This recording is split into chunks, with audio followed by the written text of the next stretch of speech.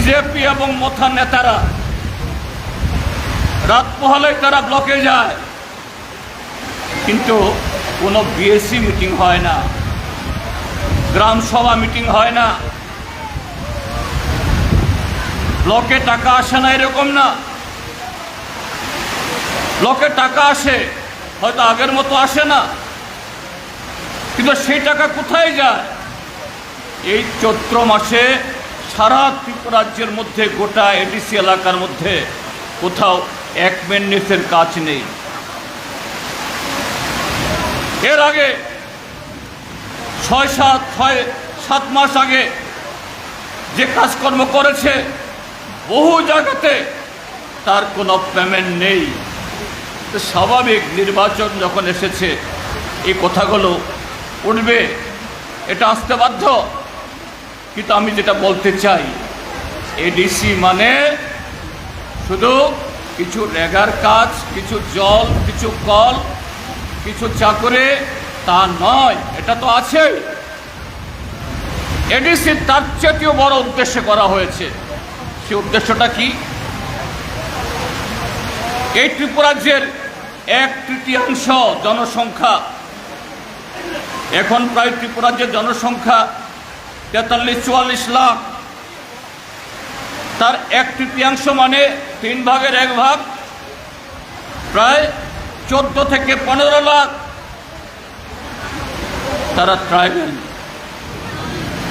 সংখ্যার বিচারে আজকে তারা সংখ্যালঘু, কিন্তু এককালে তারা সংখ্যাগরিষ্ঠ ছিল।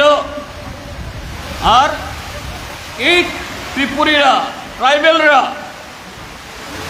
তারা শাসিত হয়েছিল 1400 বছর ত্রিপুরাজ্যের মহারাজাদের দ্বারা। 184 জন রাজা 1400 বছর ত্রিপুরাজ্যে এই মহারাজাদের রাজত্ব।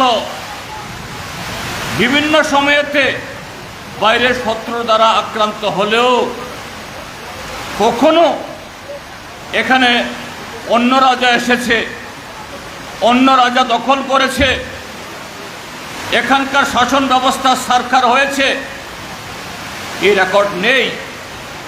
তাহলে সেই জাতি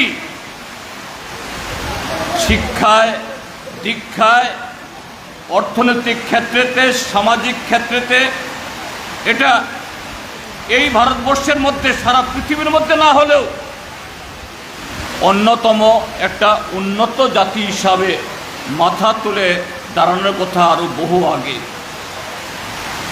কিন্তু কি দেখা গেছে, 1949 ইংরাজিতে যখন এই ত্রিপুরাজ্য ভারতবর্ষের সাথে যোগদান করে, এই ত্রিপুরাজ্যের মধ্যে তখনও ট্রাইবেলরা সংখ্যাগরিষ্ঠ, কিন্তু সেই ট্রাইবেলদের 99% অশিক্ষিত। মাইক মাইক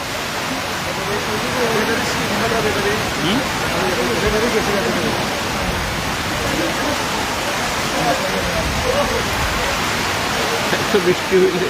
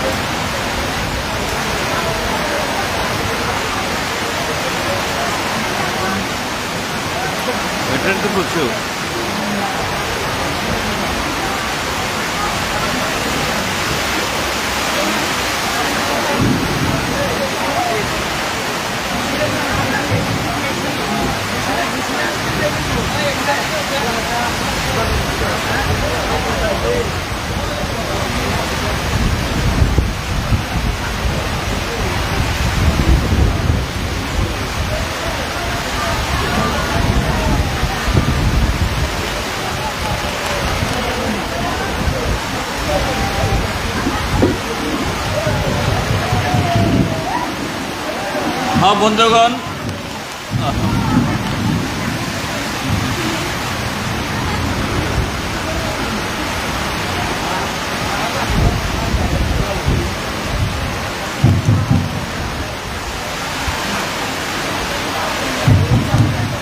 তো বন্ধুরা, তো সেই ত্রিপুরাজ্য কি ছিল? ট্রাইবেল এলাকা মানে নিরক্ষরতা, কুসংস্কার, অনাহার, অর্ধাহার, মৃত্যু, সন্তান বিক্রি। তাদের জীবিকা শুধু জুম চাষ। এইভাবে অর্থনৈতিক দিক থেকে শুধু না, এই ট্রাইবেলদের ভাষা 1400 বছর ত্রিপুরা রাজা শাসন করলেও এই ককবরক ভাষার রাষ্ট্রীয় মর্যাদা নাই, রিগ নাই, রিসা তার পরিচিতি নাই। গড়িয়া, মামিতা, হজাগেরে, বিজো